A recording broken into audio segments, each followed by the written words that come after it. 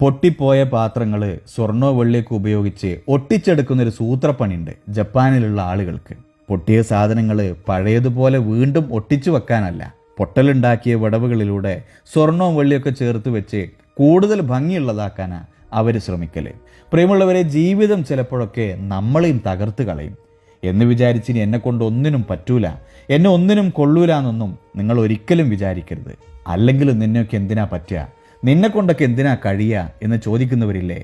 നമുക്ക് പലതും ചെയ്യാൻ കഴിയും, നമ്മളിറങ്ങിയാൽ പലതും നടക്കും എന്നുറപ്പുള്ളത് കൊണ്ട് നമ്മളെ തളർത്താൻ വേണ്ടി തന്നെയാണ് പലരും അങ്ങനെയൊക്കെ ചോദിക്കണത്. പ്രിയമുള്ളവരെ, ഊതിയാൽ ചിലപ്പോൾ വെണ്ണീർ പാറുമെങ്കിലും അടുപ്പിലുള്ളത് മുഴുവൻ കനൽ തന്നെയാണ്.